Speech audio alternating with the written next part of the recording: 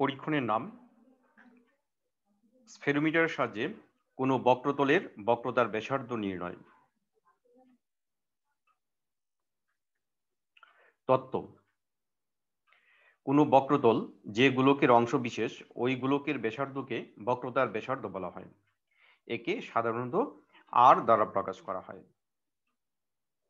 নিম্নোক্ত সূত্র দ্বারা স্ফেরোমিটারের সাহায্যে কোনো বক্রতলের বক্রতার ব্যাসার্ধ নির্ণয় করার সূত্রটি হচ্ছে r সমান d²/6h + h/2, যেখানে d হচ্ছে স্ফেরোমিটারের বাইরের 3 পায়ের গড় দূরত্ব এবং h হচ্ছে 3 পায়ের তল হতে বক্রতলের উচ্চতা অথবা নিম্নতা।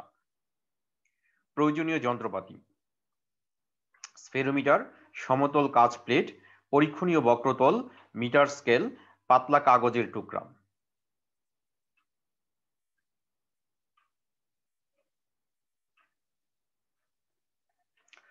কাজের ধারা: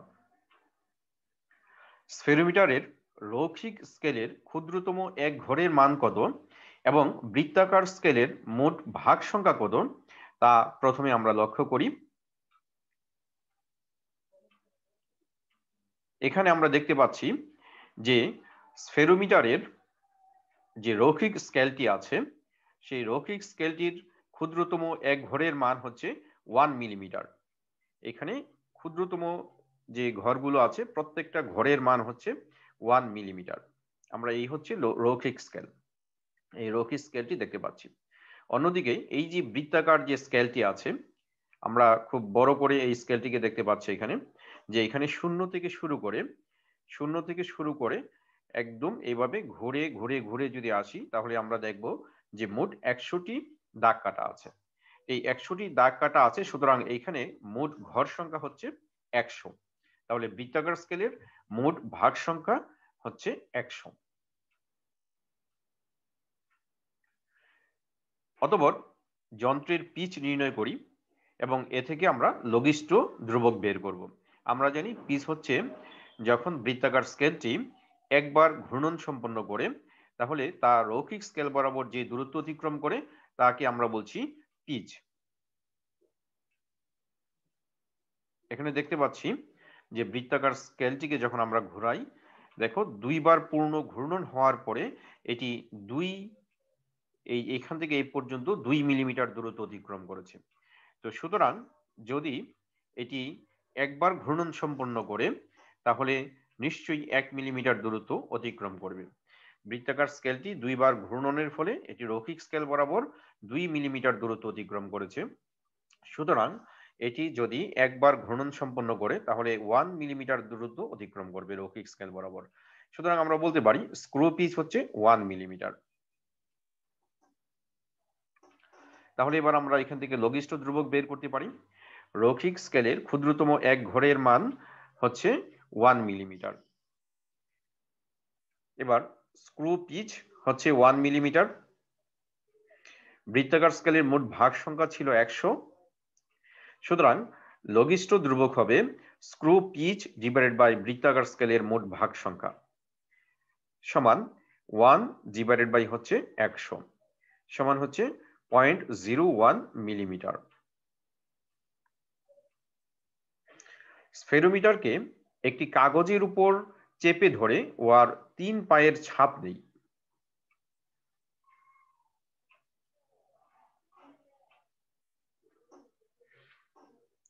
তাহলে এই 3টি পায়ের ছাপ এখানে আমরা পেলাম। এই 3 পায়ের ছাপকে আমরা স্কেলের সাহায্যে যে কোনো 2 পায়ের মধ্যবর্তী দূরত্ব বের করে উহার গড় মান বের করে 3 পায়ের যে গড় দূরত্ব সেটি আমরা বের করব। একটি স্কেল ব্যবহার করে আমরা প্রত্যেকটি পায়ের মধ্যবর্তী যে দূরত্ব আছে সেই দূরত্বগুলো আমরা বের করে ফেললাম। এবার 3 পায়ের দূরত্ব আমরা বের করে ফেলি। যে কোনো যে দুটি পা ছিল এ বি পা, এর মধ্যখানে দূরত্ব হচ্ছে 3.6 সেন্টিমিটার, বিসি হচ্ছে 3.6 সেন্টিমিটার, সিডি হচ্ছে 3.6 সেন্টিমিটার। তাহলে এই তিনটিকে যোগ করে যদি আমরা গড় করে ফেলি 3 দিয়ে ভাগ দেই তাহলে আমরা পেয়ে যাব যে কোনো দুটি পায়ের মধ্যবর্তী দূরত্ব। সাধারণত এই দূরত্বগুলো একই রকম থাকে, তবে ব্যতিক্রম হতে পারে। সেই জন্য আমরা এখানে গড় বের করি।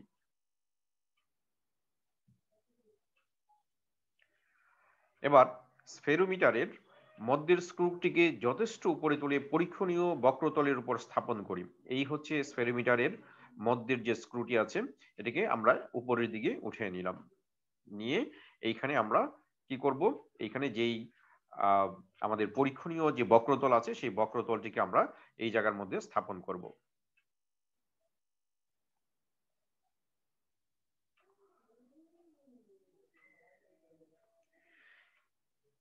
এবার মধ্যের স্ক্রুটিকে নিচের দিকে নামিয়ে বক্রতলের সাথে আলতোভাবে স্পর্শ করাই। এই অবস্থায় বৃত্তাকার স্কেলের যে কোনো সংখ্যক দাগ রৈখিক স্কেলের গায়ের সাথে লেগে থাকে, তাই বৃত্তাকার স্কেলের আদি পাঠ। অর্থাৎ এক্ষেত্রে এখানে 3টি পা অলরেডি লেগে আছে। আমরা স্ক্রুটিকে যখন নিচের দিকে নামাবো, নামানোর ফলে যখন এটিও লেগে যাবে, তখন এই অবস্থায় যে পাঠটি দিবে বৃত্তাকার স্কেল, সে বৃত্তাকার স্কেলের পাঠটি হচ্ছে বৃত্তাকার স্কেলের আদি পাঠ। এখানে আমরা এটিকে বড় করে দেখানোর চেষ্টা করেছি। এই মুহূর্তে এটি এই জায়গার মধ্যে আছে। তো আমরা যদি এটাকে আস্তে আস্তে নিচের দিকে নামাই, তাহলে বৃত্তাকার স্কেলটিও এই ক্ষেত্রে বৃত্তাকার স্কেলটি ঘোরানো হচ্ছে এবং রৈখিক স্কেল বরাবর এটি নিচের দিকে নামছে। আমরা দেখলাম যে এই পাটি এসে এখানে লাগলো।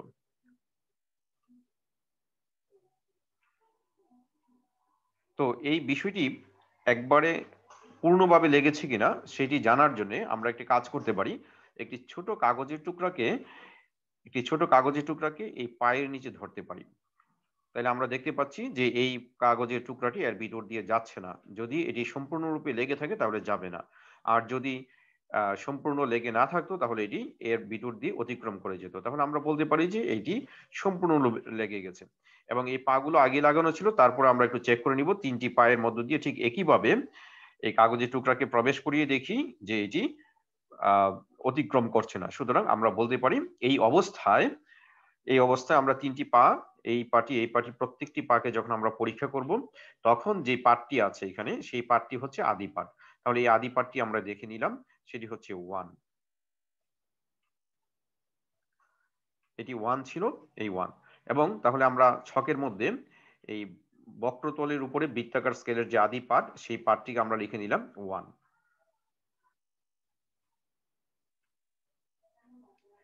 এবার আমরা যে কাজটি করব, স্ফেরোমিটারটিকে একটি সমতল কাচ প্লেটের উপর স্থাপন করে বৃত্তাকার স্কেলটিকে ঘুরিয়ে মধ্যের স্ক্রুটিকে ঠিক আগের মতো নিচের দিকে নামিয়ে প্লেটের তলের সাথে আলতোভাবে স্পর্শ করাই। এই অবস্থায় বৃত্তাকার স্কেলের আদি পাঠ সূচক দাগটি যখন রৈখিক স্কেলকে অতিক্রম করে, তখন বৃত্তাকার স্কেলের একটি পূর্ণ ঘূর্ণন সম্পন্ন হয়। প্লেটের তলের সাথে স্পর্শ করার পূর্বে কয়টি পূর্ণ ঘূর্ণন হয় সেটিকে যদি আমরা এম দ্বারা প্রকাশ করি, তাহলে আমরা এই পাঠগুলো বের করে নিলাম, এম এর ভ্যালু। এবং পূর্ণ ঘূর্ণনের পর প্লেটের তলের সাথে স্পর্শ করার পূর্বে বৃত্তাকার স্কেলটি আর কতটি অতিরিক্ত ঘূর্ণন সম্পন্ন করেছে তাও আমরা দেখে নিলাম। এটি অতিরিক্ত ভাগ সংখ্যা n। তাহলে এখানে দুইটি বিষয় আছে, একটি হচ্ছে m আর একটি হচ্ছে n। m হচ্ছে যখন আমরা বৃত্তাকার স্কেলটিকে নামিয়ে সমতল গ্লাস প্লেটের উপর রাখলাম, এই অবস্থায় বৃত্তাকার স্কেলটি কয়টি পূর্ণ ঘূর্ণন সম্পন্ন করেছে সেটি হচ্ছে m। এই পূর্ণ ঘূর্ণন ছাড়াও বৃত্তাকার স্কেলে অতিরিক্ত কয়টি দাগ অতিক্রম করেছে সেটি হচ্ছে n। এখন আমরা এটাকে সমতল গ্লাস প্লেটে রাখলাম, আগে ছিল একটি বৃত্তাকার গ্লাস প্লেটে, সেইখান থেকে নামিয়ে রাখলাম। তো এই জায়গাটি স্পর্শ করেনি, স্পর্শ করানোর আগ পর্যন্ত এটাকে কয়টা ঘূর্ণন দিতে হয় সেটা আমরা একটু দেখব। আর ঘূর্ণনের সাথে সাথে এই যে দূরত্বটি অতিক্রম করবে। তো পূর্ণ ঘূর্ণন যেই কয়টি দিতে হয় সেটাকে আমরা বলছি m, এবং পূর্ণ ঘূর্ণনের ফলে অতিরিক্ত যে দাগগুলো অতিক্রম করবে সেটাকে আমরা বলছি n। তাহলে এই বরাবর যদি থাকে, এটা ঘুরে যখন আবার এই বরাবর আসবে তখন একটি পূর্ণ ঘূর্ণন হবে। এরকম ভাবে পূর্ণ ঘূর্ণন কয়টি হয় সেটা দেখব। এছাড়াও যদি অতিরিক্ত ঘর, যেমন এটা যদি এখানে না থেকে এখানে যদি থাকে, তাহলে আমরা বলবো যে অতিরিক্ত ঘর হচ্ছে 1টি, 2টি, 3টি, 4টি, 5, 6টি। এরকম ভাবে আমরা একটু দেখে নেই কয়টি ঘূর্ণন সম্পন্ন করে। আস্তে আস্তে আমরা বৃত্তাকার স্কেলটিকে নিচের দিকে নামাচ্ছি এবং নামানোর সাথে সাথে আমরা দেখতে পাচ্ছি যে আস্তে আস্তে যত এটাকে নিচের দিকে নামাচ্ছি ততই এখানে অতিরিক্ত ঘর কিছু আসছে। দেখো এখান থেকে যখন আমরা এটাকে নিচের দিকে নামালাম 3টি ঘরকে অতিক্রম করেছে, অর্থাৎ 3বার পূর্ণ ঘূর্ণন সে দিয়েছে। এবং তারপরে এখন 41 এ আসছে। আগে ছিল 40 তে, আগে ছিল 1 এ, এখন হচ্ছে 41 এ। তাহলে টোটাল অতিরিক্ত ঘর হচ্ছে, এখানে অতিরিক্ত ঘর হচ্ছে 40, আর পূর্ণ ঘূর্ণন দিয়েছে মোট 3টি। তাহলে এম এর ভ্যালু হবে 3 এবং এখানে অতিরিক্ত ঘরের সংখ্যা হবে 40। এবং এক্ষেত্রে এগুলি সঠিকভাবে লাগছে কিনা সেটাও আমরা কিন্তু আগের মতোই একটি কাগজের টুকরা নিয়ে পরীক্ষা করে নিব। একটি কাগজের টুকরা নিলাম, এই কাগজের টুকরাগুলো আমরা প্রত্যেকটা পায়ের মধ্য দিয়ে প্রবেশ করিয়ে দেখি যে হ্যাঁ এটি অতিক্রম করছে না, সুতরাং সবগুলো পাই লেগে গেছে। তাহলে এই ক্ষেত্রে আমরা দেখতে পারি বৃত্তাকার স্কেলের পূর্ণ ঘূর্ণন সংখ্যা হচ্ছে 3 এবং বৃত্তাকার স্কেলে অতিরিক্ত ভাগ সংখ্যা হচ্ছে 40।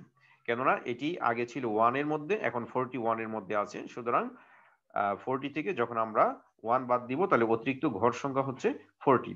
এটা আমরা একটু ভালোভাবে দেখে নিই। আগে যখন ছিল এটি প্রাথমিক অবস্থায় যে পার্ট ছিল সেটি ছিল 1 এর মধ্যে এবং এখন আমরা দেখলাম হচ্ছে 40 এর মধ্যে, সুতরাং 41 এর মধ্যে, সুতরাং 40 গড় অতিক্রম করে গেছে। তাহলে বৃত্তাকার স্কেলের অতিরিক্ত ভাগ সংখ্যা হচ্ছে 41 মাইনাস 01 সমান সমান 40। তাহলে আমরা বৃত্তাকার স্কেলের আদি যে পার্টটি ছিল এটা আগে থেকে লেখা ছিল, এখন নতুন করে আমরা এখানে এইটি এবং এইটি লিখলাম। এটি হচ্ছে কি বৃত্তাকার স্কেলের পূর্ণ ঘূর্ণন সংখ্যা, পূর্ণ ঘূর্ণন সংখ্যা, আর এটি হচ্ছে বৃত্তাকার স্কেলের অতিরিক্ত ঘর সংখ্যা। এই পূর্ণ ঘূর্ণন সংখ্যা এবং অতিরিক্ত যে দাগ সংখ্যা অথবা অতিরিক্ত ভাগ সংখ্যা, এই দুটি আমরা এখন নতুন করে পেয়ে গেলাম। এখন আমাদের কাজ হচ্ছে যে বক্রতলের উচ্চতা বের করার জন্য আমাদের কি করতে হবে, যে লঘিষ্ঠ ধ্রুবক ছিল, যে লঘিষ্ঠ ধ্রুবক আমরা বের করেছিলাম, সেই লঘিষ্ঠ ধ্রুবক এর সাথে আমরা এই অতিরিক্ত ভাগ সংখ্যা যেটি আছে সেটি গুণ করব। তাহলে আমরা পেয়ে যাব এম গুণন হচ্ছে এস। আমরা এখানে পেয়ে যাব হচ্ছে এন গুণন হচ্ছে এলসি। আর এম হচ্ছে পূর্ণ ঘূর্ণন সংখ্যা, আর এস হচ্ছে প্রতিটি ঘূর্ণনের জন্য অতিরিক্ত দূরত্ব। তাহলে এই যে 3 আছে, 3 কে আমরা গুণ করব, আমাদের আগে আমরা পেয়েছিলাম যে একটি ঘূর্ণনের পরে যে দূরত্ব অতিক্রম করে সেটা হচ্ছে 1 মিলিমিটার। তাহলে আমরা একটু ক্যালকুলেশনটা যদি এইভাবে করে ফেলি, যে 3 তার সাথে গুণন হচ্ছে 1 এবং এই 40 তার সাথে গুণন হচ্ছে 0.01, তাহলে এখানে হলো 0.4 আর এখানে হচ্ছে 3 এবং এই দুইটা আবার যোগ করে নিতে হবে। তাহলে 3 প্লাস 0.4 সমান হচ্ছে 3.4। তাহলে এই মানটি আমরা এখানে লিখে ফেললাম। এখন এই কাজটি আমরা এতক্ষণ পর্যন্ত যে এক্সপেরিমেন্টটি করলাম সেটি আমরা আরো কয়েকবার করাই, তাহলে আমরা দেখব যে আমরা পূর্ণ টেবিলের যে ভ্যালুগুলো আছে সবগুলো ভ্যালু আমরা পেয়ে যাচ্ছি। আমরা এটি এতক্ষণ পর্যন্ত করলাম, অনুরূপভাবে যদি করি তাহলে দেখব যে হয়তো এখানে যদি 3 থাকে, এখানে যদি পূর্ণ গুণন সংখ্যা 3 হয়, সাধারণত পূর্ণ গুণন সংখ্যা একই রকম হয়, একটু ব্যতিক্রমও হতে পারে যদি এখানে 100 এর কাছাকাছি কোনো ভ্যালু থাকে। তো যাই হোক, তখন আমরা প্রত্যেকটার ক্ষেত্রে কি করব, এই দুইটা ভ্যালুকে গুণ করে নিব এবং এর সাথে 1 প্রতিটি ঘূর্ণনের জন্য হচ্ছে 1 দিয়ে গুণ করলে এখানে হয় 3, আর এখানে হয়ে যায় হচ্ছে 0.4, এখানে হয়ে যায় 0.6, এখানে হয়ে যায় 0.4, এখানে হয় 0.8, এখানে হয় 0.3 এবং যদি আমরা যোগ করি 3.30, এখানে হয় 3.8, এরকম ভাবে প্রত্যেকটা ভ্যালু আমরা এখানে বসিয়ে নিতে পারি। এবার কি করব, আমরা গড় করব। গড় করার জন্য এই সবগুলোকে যোগ করে আমরা 1 2 3 4 5 দিয়ে ভাগ করলে আমরা পেয়ে যাব 3.5 মিলিমিটার। তাহলে এখান থেকে আমরা এইচ এর ভ্যালু পেয়ে গেলাম। তাহলে আমরা এতক্ষণ পর্যন্ত যেই ভ্যালুগুলো পেলাম সেটি হচ্ছে স্ফেরোমিটারের 3 পায়ের গড় দূরত্ব, যার ভ্যালু ছিল 3.6 সেন্টিমিটার, এবং স্ফেরোমিটারের 3 পায়ের তল থেকে বক্রতলের উচ্চতা পেলাম হচ্ছে 3.5 মিলিমিটার। এটাকে আমরা একটু সেন্টিমিটারে কনভার্ট করে নিলাম।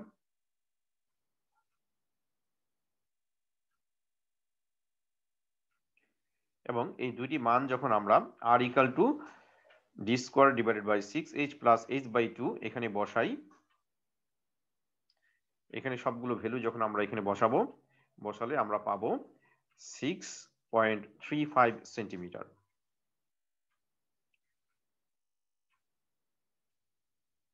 অতএব আমাদের ফলাফল হচ্ছে যে হিসাব থেকে প্রাপ্ত বক্রতার ব্যাসার্ধ 6.35 সেন্টিমিটার। সতর্কতা ও আলোচনা। পিছট ত্রুটি পরিহার করার জন্য স্ক্রু এর মাথা শুধু একদিকে ঘোরানো হয়েছে। সমতল কাচ প্লেটের উপর এবং পরীক্ষণীয় কাচ প্লেটের উপর স্ক্রুর যে মিলন, এটি একটি পাতলা কাগজ প্রবেশ করিয়ে নির্ণয় করা হয়েছে এবং প্রতিটি ক্ষেত্রে আমরা যে পার্টগুলো নিয়েছি সেগুলি একাধিকবার আমরা নিয়েছি। এক্ষেত্রে আমরা 5 বার পার্ট নিয়েছি, পার্ট নিয়ে গড় দূরত্ব বের করেছি।